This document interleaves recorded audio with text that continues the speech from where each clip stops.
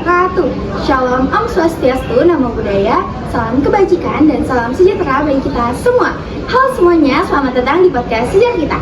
Bareng aku Anin, dan kali ini aku akan bahas salah satu peristiwa penting di Kalimantan Selatan, yaitu Perang Banjar. Nah, aku gak akan bahas sendiri, aku bakal bareng teman-teman aku buat bahas Perang Banjar ini. Ada Melati, hai, ada Nesya, ada Dea, dan juga ada Made. Nah, sebelum kita mulai diskusi, aku bakal nanya dulu nih ke Made, kira-kira Perang Banjar itu apa sih dan kenapa bisa terjadi?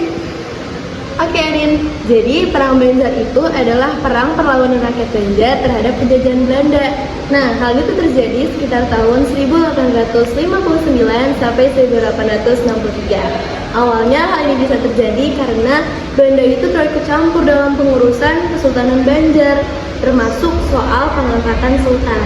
Nah, hal ini yang membuat para rakyat Banjar itu merasa marah karena merasa bahwa mereka sudah melanggar kedaulatannya.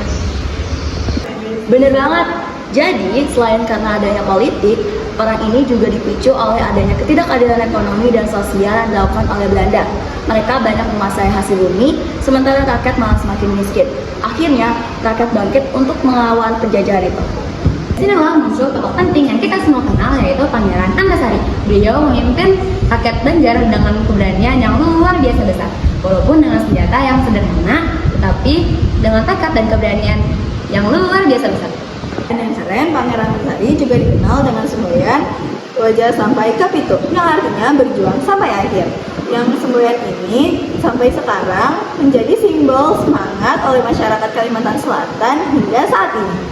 Keren banget ya perjuangan rakyat Banjar ini. Tapi biar terasa lebih nyata, kita bakal denger nih laporan dari Liora yang lagi ada di Taman Peringatan Perjuangan Rakyat Banjar. Halo teman-teman podcast, aku Liora, dan aku sekarang berada di taman yang menjadi tempat perjuangan rakyat Banjar. Tempat ini sering dijadikan sebagai lokasi upacara dan kegiatan sejarah. Nah, sebagai bentuk penghormatan kepada para pahlawan yang telah gugur pada Perang Banjar.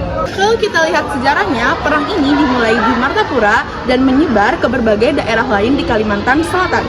Pangeran Antasari memimpin pasukan rakyat melawan Belanda dengan taktik gerilya di hutan dan di sungai. Lalu pada akhirnya Perang Banjar ini kalah secara militer, tapi semangat juangnya tetap hidup sampai sekarang. Nah, sekarang kita sambung ke Jojo yang lagi di perpustakaan untuk bahas lebih dalam dari sisi sejarahnya. Halo Jojo. Halo Liora, halo juga sobat-sobat podcast. Sekarang aku lagi di perpustakaan nih buat cari tahu lebih dalam soal Perang Banjar. Nah, dari beberapa buku yang udah aku baca, ternyata Perang Banjar mempunyai makna yang dalam. Perjuangan rakyat Banjar bukan hanya soal melawan penjajah, tetapi juga soal mempertahankan kehormatan dan jati diri bangsa. Pangeran Antasari sendiri dikenal sebagai orang yang religius dan suka menanamkan semangat kebersamaan kepada pasukannya. Nah, salah satu hal menarik, beliau itu tidak pernah menyerah walaupun kondisinya semakin sulit. Dan dari catatan sejarah, setelah Pangeran Antasari wafat, rakyat Banjar tetap melanjutkan perjuangannya melawan Belanda. Kalau dipikir-pikir, semangat mereka bisa kita teladani loh, dari kerjasama, pantang menyerah, dan cinta tanah air. Udah ya, segitu aja, balik ke studio. Yaitu pada 1859. Perang dipimpin oleh Pangeran Antasari dan terjadi perlawanan di berbagai daerah. Pada tanggal 28 April tahun 1859, pos-pos Belanda di Martapura dan Pengaron diserang oleh pasukan Antasari. Beberapa bulan setelahnya, Pangeran Antasari bersama pasukan Haji Buyasin, Kiai Langlang, dan Kiai Demang Leman berhasil merebut benteng milik Belanda di Tabanio. Setelah itu, peperangan pun terjadi di daerah Banua Lima, Martapura, dan Tanah Laut.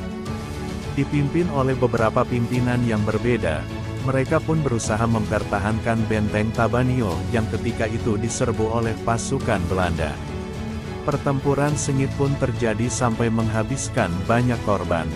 Pada September tahun 1859, Kiai Demang Lehman, Tumenggung Jalil, dan Pangeran Muhammad Aminullah menuju Kandangan untuk mengadakan perundingan dengan tokoh pejuang lain.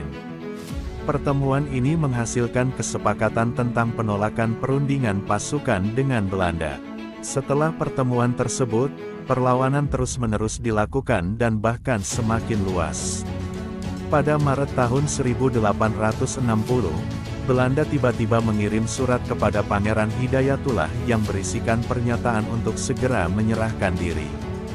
Namun hal tersebut sudah jelas ditolak oleh Pangeran mengingat semua perjuangan pasukan yang telah dikerahkan.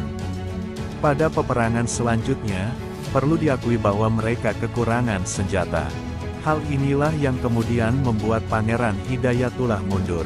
Pada akhirnya, Belanda melakukan penangkapan pada Pangeran Hidayatullah dengan menipunya memakai stempel sang ibu. Pada Februari tahun 1862, Belanda akhirnya berhasil menangkap Pangeran Hidayatullah. Beliau dibawa dan diasingkan di Cianjur, Jawa Barat.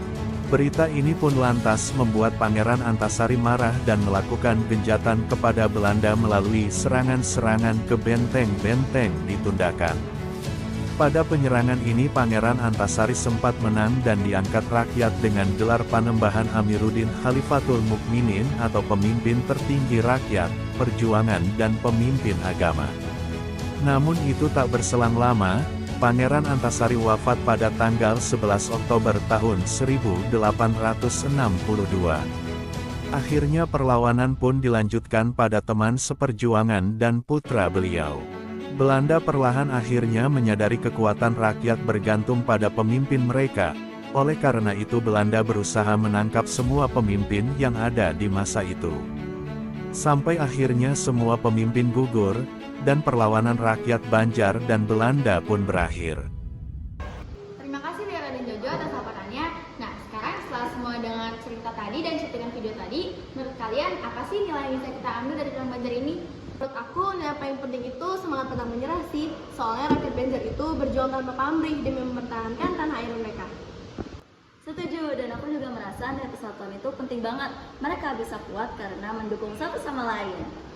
Dan kalau dikaitkan sama kita sekarang, semangat itu bisa kita terapkan dalam kehidupan sehari-hari. Misalnya, gak gampang nyerah saat belajar dan tetap cinta sama Indonesia.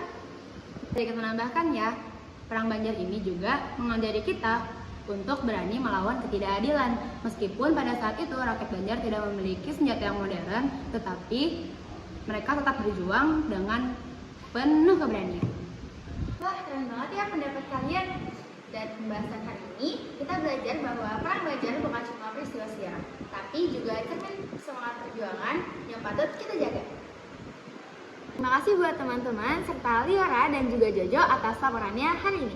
Semoga dari Perang Banjar ini bikin kita makin cinta tanah air dan bangga menjadi generasi penerus bangsa.